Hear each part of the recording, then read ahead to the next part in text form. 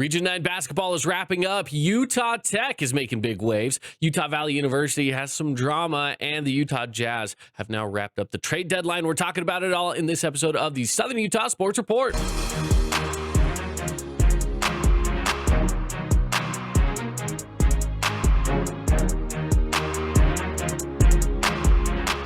Welcome back on in, everybody, to the Southern Utah Sports Report here with the Fan Sports Network. My name is Caden Formaster. Thank you for joining me here on the show today and inside the Findlay Hyundai studio. We have so much stuff to talk about today as we've got Region 9 basketball that is coming to a close. We've got both girls and boys to talk about there. We've got Utah Tech doing some big things, as I mentioned in the intro, and so much more. So let's dive on in. First, we're going to start with high school, and then we're going to work our way up to the pros with what's going on with the Utah Jazz. All of that coming up here. Let's dive on in. Let's start with girls basketball because their season is done. The season for girls basketball is now over.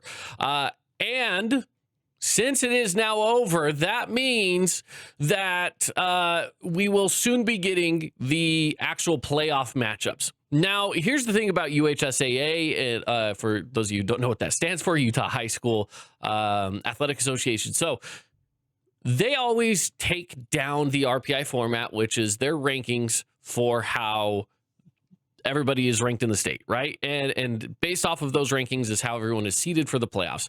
This year, they have moved over to the Max Prep style for rankings. Max Preps doesn't take theirs down, though. UHSAA does, Max Preps does not. The last update we had was last night. So as far as I'm concerned, I think Max Preps has given us correct rankings. Now, if I'm wrong on that, I apologize, but I will give you the Max Preps rankings, and we'll see if that matches up with what is actually going to be going on with the with how the playoffs are going to match up, if that makes sense. So first off, we've got to talk about how things kind of went down in Region 9. So first up, we look back at Dixie. We had Dixie facing off against Cedar, and that happened last night. Dixie gets the win there, 61-52. So they are now the champions, which is great for them. Congrats to Dixie for being the region champions and getting the win there. And so the Flyers taking over that number one spot, not just in Region 9, but also in the state of Utah. So congrats to them. That is a huge, huge win. That is a massive win.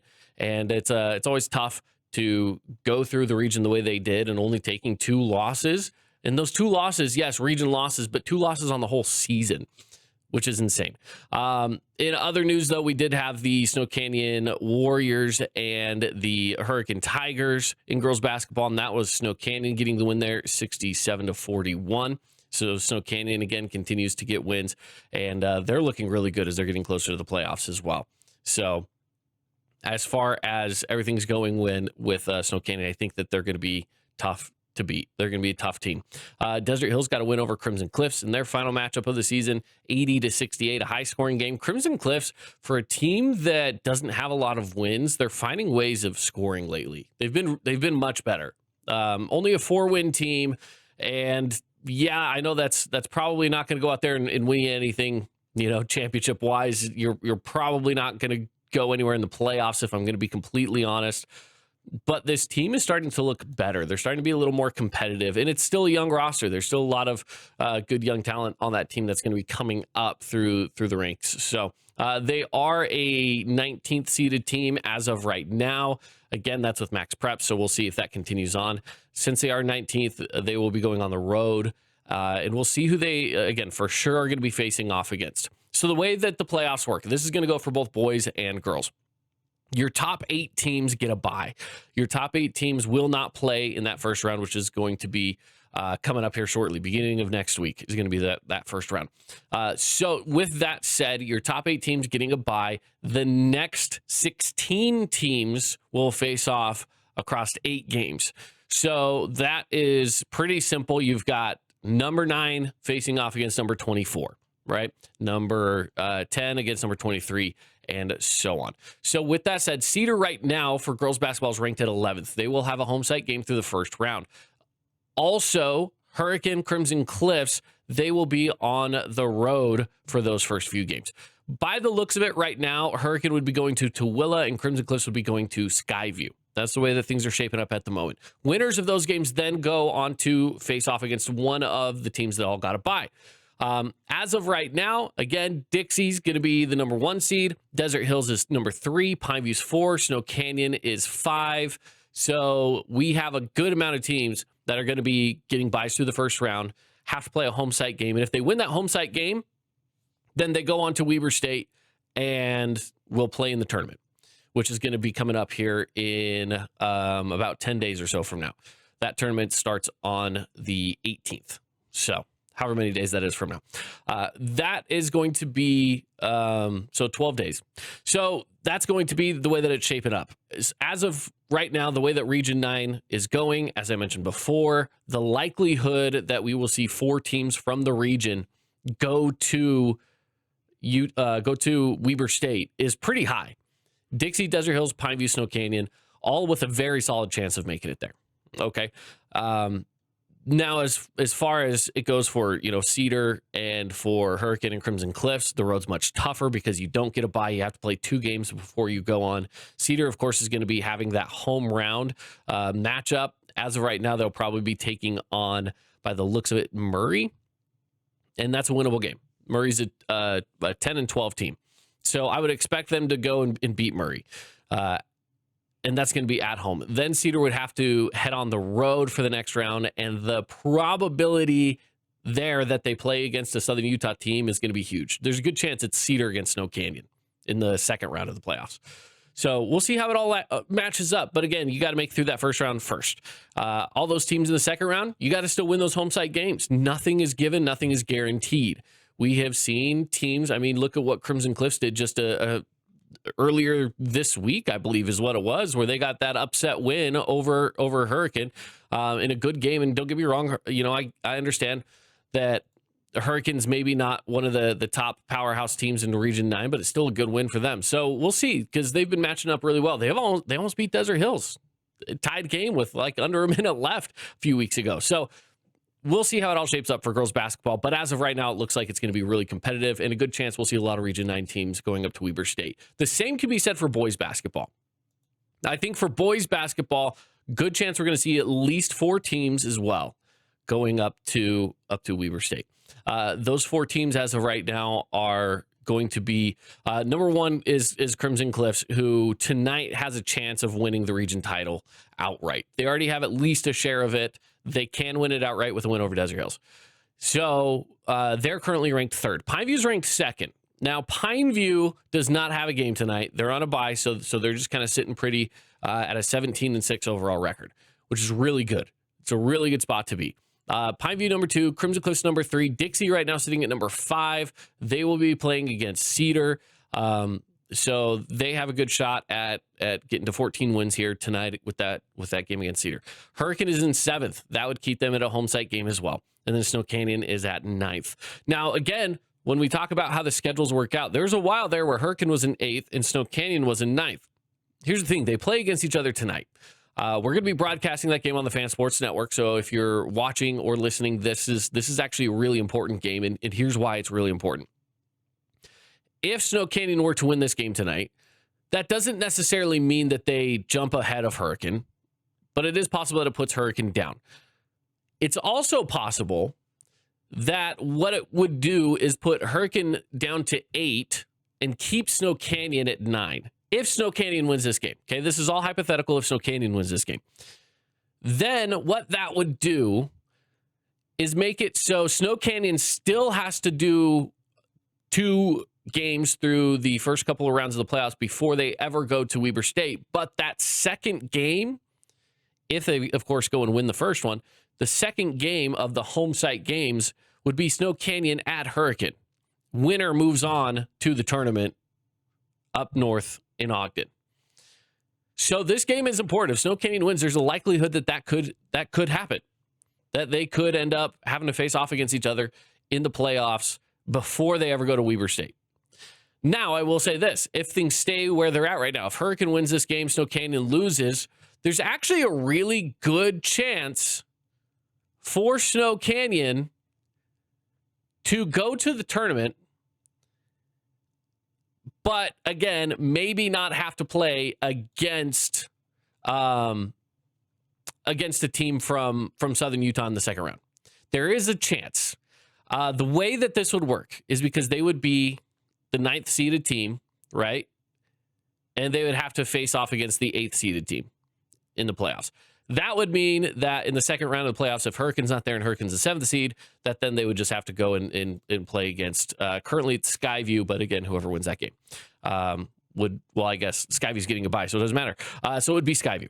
If Snow Canyon loses, they stay in 9th, potentially they would be facing off against Skyview. So then if they beat Skyview, they would go on to the tournament. That could mean we could potentially see 5 teams. Maybe. If it matches up well to where no Region 9 team has to face off against another Region 9 team, at least with those top 5 teams from the region, good chance that we will be seeing Pineview, Crimson, Dixie, Hurricane, Snow Canyon all making it to the tournament as one of those 8 teams. 5 of the 8 teams could be Region 9 teams. It is very possible. Very, very possible. It would be tough. It's a tough road. They'd have to go and beat Skyview on the road. Skyview has only lost 4 games this season, okay? How does a team that only has lost 4 games end up in 8th? Well, it's because Region 9 is really good and we sit and we beat each other up. Skyview has had a pretty good run when it comes to their region. They're going to be their region champs in Region 11. But they're the only Region 11 team in the top 8. In the top 10. There is a good chance that we could see 5 Region 9 teams, and I think that's exciting. So we are going to be seeing the reveal on those, I believe, and I don't exactly have all this information in front of me at this moment, but I believe the brackets are going to be revealed on Monday. If I'm not mistaken, it's possible that they might throw out a Saturday reveal for us, which would be great, but we'll get those out on our social medias as soon as we get the information on that. As soon as we get those brackets revealed, they'll be going up on the Fan Sports Network social medias. So make sure that you're following along, especially Instagram. We're really active over there. Instagram, Facebook, and X is where you can find us for sure. And we're going to be posting the brackets as soon as they're out, so that you guys have an idea of how things are going to be shaping up and what the paths are for all these teams to get to the tournament at Weber State. It's going to be awesome. So that's how it's shaping up. We do have games tonight, as I mentioned before, Hurricane and Snow Canyon. Very important game. That's broadcast through the Fan Sports Network. Also, Crimson Cliffs and Desert Hills we're going to be broadcasting. If Crimson Cliffs wins that game, they outright win the championship for a region. They outright win the region title. If they lose, they'll share it with Pineview. Pineview's off tonight. And so they are going to be tuning into that game. Pineview Panther fans are definitely tuning in for that and hoping for a Desert Hills win, and hope that there's some sort of an upset there from the Thunder. So it's going to be fun. There's going to be 2 great games going on, one for Region 9 Championship, one for playoff seeding, and then you have Dixie Cedar. Hey, you know what? It's a classic rivalry for sure, but it is one that probably has less at stake, if we're just being completely honest. But it's still going to be a fun game nonetheless. So that's how it's all shaping up. That's what Region 9 is looking like right now. Before we get into the playoffs, we will probably do a show on Monday for the Region 9 recap, and we will break down the brackets, and we will go in depth into what these situations look like and what each round could be for the teams in Southern Utah, both boys and girls basketball. So it's going to be fun. It's going to be awesome. And again, shout out to the Dixie Flyers girls basketball team for being Region 9 champions and locking in that #1 spot in the state of Utah. All right, let's talk Utah Tech for a second. Utah Tech basketball played last night, and the reason I really wanted to dive into Utah Tech was for a couple of reasons, because A, fantastic game last night. B, how things are shaping up in the WAC. Both things very important. Let's talk about it. So let's just go to the game last night, because it was a thriller of a game. Double overtime at the Burns Arena. Utah Tech gets the win, 87-84. This was a tied basketball game until a second left, when Chance Trujillo hits a 3-pointer, putting Utah Tech on top, and heave at the buzzer does not go in for the Mavericks, and Utah Tech wins this game over UT Arlington. This game featured some fantastic basketball from Utah Tech in a game that was just really tough. You had multiple guys in double figures. Chance Trujillo with 22 points. Juice Holt with 20. Ethan Potter with 18. Noah Belonga had 10. Dario Domingos, who doesn't get a lot of time. He kind of is just the guy that is there to give Ethan Potter a break.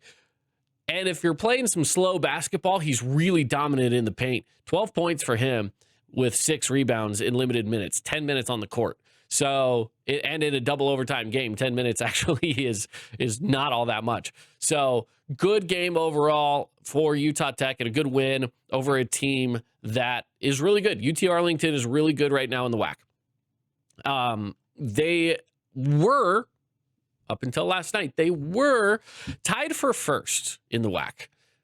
So, with that said, Utah Tech getting the win pulls UT Arlington out of the top, the top teams for now. Obviously, things can change. If one game can swing one way, of course, they can swing it back the other way just as easily.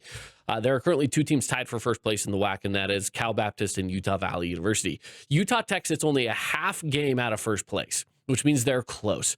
And they put UT Arlington down to a full game out of first place by getting that win. So, as of right now, the WAC is extremely interesting, okay? Because of how tight it is at the top. Utah Tech, Utah Valley, Cal Baptist, all 7-win teams. The only difference is Utah Tech is going into a bye week this Saturday. And so the other teams will catch up as far as wins and losses go and number of games played in WAC play.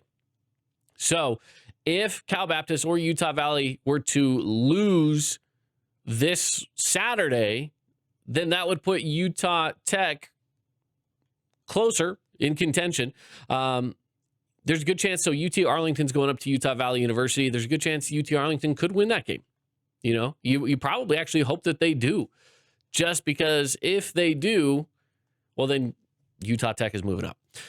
Cal Baptist has been on a really good streak, and they've got a lighter schedule. So I don't think that they're going to be losing anytime soon necessarily. They do have a game coming up against Abilene Christian.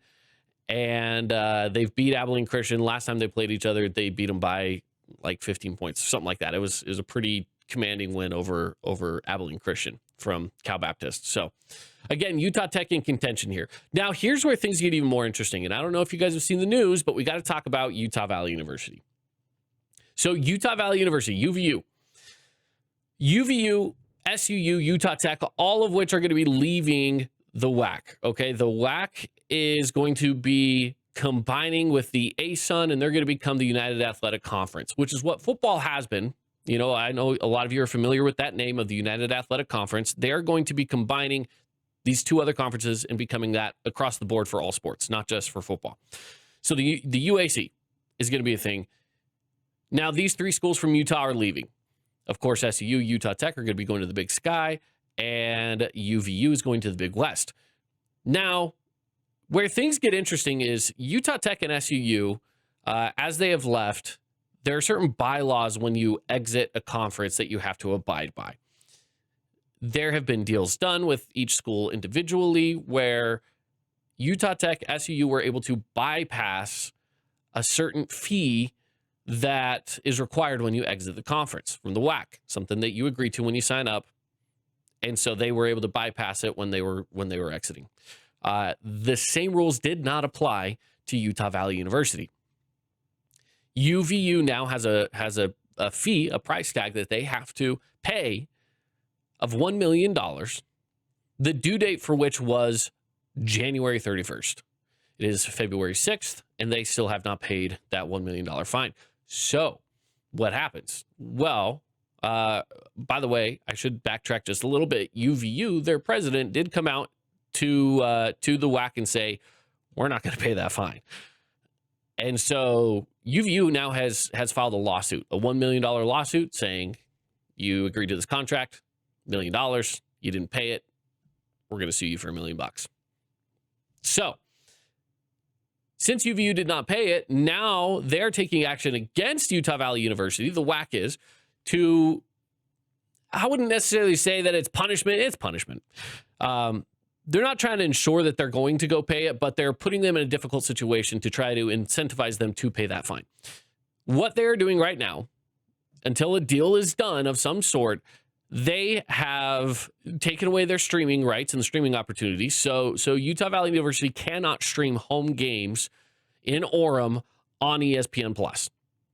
So, for example, if Utah Tech or SUU, one of our Southern Utah universities here, were to go and go up to Utah Valley University, well, they would not be able to, we wouldn't be able to have that stream of the game. That's not going to be the case because there aren't any more games at Utah Valley University this season for either of those teams. They're going to be here in Southern Utah for each. So we don't have to worry about that locally, but that's still going to be an issue. They've got a home game coming up tomorrow on Saturday that is not going to be streamed because they did not pay it. That seems like a slap on the wrist compared to the next part, which is the fact that UVU is currently tied for first in the WAC, and they have been told they are not eligible to go play in the college basketball tournament. Okay? So March is famous for. They're not going to be able to go play in it if they were to win the WAC, which they played in last year when they won the WAC. So that is a pretty big punishment. And that goes for all sports, not just for men's basketball. None of their sports are going to be able to compete in any of the NCAA sanctioned tournaments for playoffs. They can play regular season games all they want. They just cannot play in those sanctioned tournaments. WAC will not allow them to do that, which is going to be tough, especially if they win the WAC, then they just have to forfeit that spot as of right now. There's a chance they could maybe try to work something out and get a deal done, but as of right now, it hasn't happened. So it's interesting. The game last night against Abilene Christian was not streamed. They won that game 68-55. They got a game tomorrow. It's not going to be streamed either. Their next game that will be streamed is going to be a road game right here in St. George on Thursday against Utah Tech. So it's an interesting story. It's an interesting story to say the least. Fun, maybe, maybe for Utah Tech, because now Utah Tech actually maybe heightened chances of going to the tournament. If you take UVU off the board, you're mostly worried about right now Cal Baptist and UT Arlington. That's it. Those are the only teams you're really worried about as far as the WAC tournament goes. You got to win that WAC tournament. And there's a chance Utah Tech could do it. They've got the team this year that could potentially get that done. So, yeah, interesting spot that Utah Tech is in. All right, moving on. Let's go to the final topic of the day, talking about the Utah Jazz. Utah Jazz hit up the trade deadline, and they make waves. They pick up two-time All-Star Defensive Player of the Year in Jaren Jackson Jr. Trade with Memphis. They got rid of 4 players. Walter Clayton Jr., who's somebody who's had some rotational minutes, averaging to over 6 points a game. Taylor Hendricks, who came off of his injury last year, hasn't quite been the same, but still young talent, could develop into something. Kyle Anderson, Georges Niang, they got rid of as well, both of which, especially Kyle Anderson at the tail end of his career. Niang has found a spot as a role player in the NBA, but he's been injured, so we haven't seen him at all playing for the Jazz this year. He hasn't really been too much of an impact on the court this season, at least. So those are the players they got rid of in that specific trade, plus 3 first-round picks. I think that's the one thing that people are looking into is the 3 first-round picks. The thing about those 3 first-round picks that make me feel like I'm not as worried about those picks going away is the fact that, to me, those aren't actually great first-round picks. For them being first-round picks, they're not the best first-round picks. One of those is going to be the best pick from either the Jazz, the Timberwolves, or the Cavaliers for not this draft, but the next draft in 2027. Which is, by the way, supposed to be a much weaker draft. So if we're getting rid of draft picks for any draft, that's not a bad one to get rid of them for. Also, if you think about this, the Timberwolves are really good. They're in win-now mode. The Cavaliers are definitely in win-now mode, and they're really good. So neither of those picks would be all that great. I think that it would go to the Jazz's pick, but picking up Jaren Jackson Jr. means they're also in win-now mode. I expect the Jazz to be much better next season than they were this season, meaning that I think that pick's not going to be all that bad to get rid of for the Jazz, because it could be either a end of lottery, maybe potentially even out of the lottery pick, depending on how well the Jazz do next year, how big of a jump they could take, and how well they do in the draft this year, if they draft the right player to where they can take that jump. So I don't feel bad about that pick. The other one is a first-round 2027 pick that is tied to the Lakers. It's a top 4 protected pick as well, if I'm not mistaken. I'm not too worried about that pick either. It doesn't seem like it's going to be that great of a first-round pick. And then there's the 2031 pick from Phoenix Suns. That's the one with the least amount of information on, because who knows how good Phoenix is going to be in 5 years from now. We just don't know. Good chance that they might end up in a rebuild, and it could be a fantastic pick. There's a good chance that they will have already somewhat rebuilt and will be a decent team. We just don't know. We don't know. So that's how that trade shapes up. How is it for the Jazz? I think it's great. I think the new starting lineup that you're going to be seeing, especially next season, and I say this with asterisks over specifically Walker Kessler. His contract is going to be up at the end of the season. He becomes a restricted free agent, meaning that he can go shop around, but the Jazz can always match that and keep him around. He can shop around for contracts with other teams. Jazz can match it and keep him here in Utah. I think that's very possible that they do that, by the way. I think that there's a good chance they let him shop, see what the market is on him, especially since he's injured this year. The market might be lower, and they could sign him for less than he's probably actually worth, which is insane because he's a fantastic defensive player. If you think about this, Kessler at center, Jaren Jackson Jr. at the forward, and Markkanen at the 3 spot at the small forward, you're looking at a lineup of 3 guys that are about 7 feet tall, and all of them very capable defensively, and honestly offensively. Kessler's not the best offensively, but the other 2 are great offensively. Then you got Ace Bailey, who's starting to come out of his shell more and more and more, plus Keontae George, who is a fantastic offensive player. Maybe not great defensively, but with that wall backing you up in the backcourt, it's going to be insane. So that starting lineup for the Jazz is going to be decent. I wouldn't say that it's championship. Okay, that you're not winning a championship with that roster. In fact, you're probably not even making a deep playoff run with that roster, but you could maybe make some noise. You could probably surprise some teams. It's all about depth. It's all about how these younger guys are going to continue to improve. Bryce Sensabaugh has been great this year. He's been an exciting addition and has really come out of his shell this year in a lot of different ways. Exciting to see what he could maybe do next year. As well as a few other guys. Isaiah Collier, for example, has been good. Cody Williams starting to get better. Kyle Filipowski's had his moments. So, it's, very, very, very young core. And we'll see how they develop. And we'll see if you can flip some of those guys maybe in the offseason via some trades. So that's how things are shaping up for the Utah Jazz. I'm a fan of the trade. I know there's some people who they say, I don't know how I feel about this. Look, we have been following the Jazz as a poverty franchise for the last few years, where you're holding on to all these draft picks, you have all this draft capital, and you're doing nothing with it. And I've seen Jazz fans complain about that, which is fair. That's a fair gripe, that you don't want a team to hold on to all this draft capital and do nothing with it. Well, they decided, let's go do something with it. They do. They go and make this trade with Jaren Jackson Jr. They trade with the Grizzlies. They bring him in. And now I see people complaining, why are you getting rid of all these draft picks? It's like, well, what do you want us to do? Are we holding on to them or are we getting rid of them? Either way, you're going to be mad about it. I'm a fan of it. You have the draft capital, use it.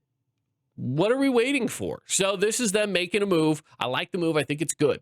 I think it's a good move. He's a great replacement in the lineup for specifically Taylor Hendricks. Not to mention there are a few other players that came over as well that are going to step into some role positions, but I like this trade for the Jazz. I do. I think it ultimately is going to be good. I think this is their stamp of saying, fans, we're ready to win now. And that's where I want to be. I want to be a win now team. I will say I do not think that they're going to finish off this season strong. I think that they are still going to be doing what they're doing, which is they rest a lot of players. They're not winning a lot of games. They still want a good draft pick. I think they get that draft pick. So that's how things are shaping up for the Utah Jazz right now. Long episode of the Southern Utah Sports Report today, almost getting to just short of a half hour long, but it's been fun to chat about Region 9 basketball, Utah Tech, where they're at. Everything going on with UVU is insane drama. And of course, Jazz basketball, we always love to talk about. But appreciate you being here. Subscribe to the podcast if you haven't. Share it with any friends that you know of that follow Southern Utah sports so that you can get a little more information on what's going on here in Southern Utah, St. George, and the areas beyond as we go into it. As we're always talking about something fun with what's going on in Southern Utah sports. Playoffs are next week, so we will be doing a lot more episodes next week as the playoffs continue and breaking it down, all of that and how that's going. So stick around for that. But until then, I've been Kid Formaster. Thank you for listening to the Southern Utah Sports Report, and we'll see you.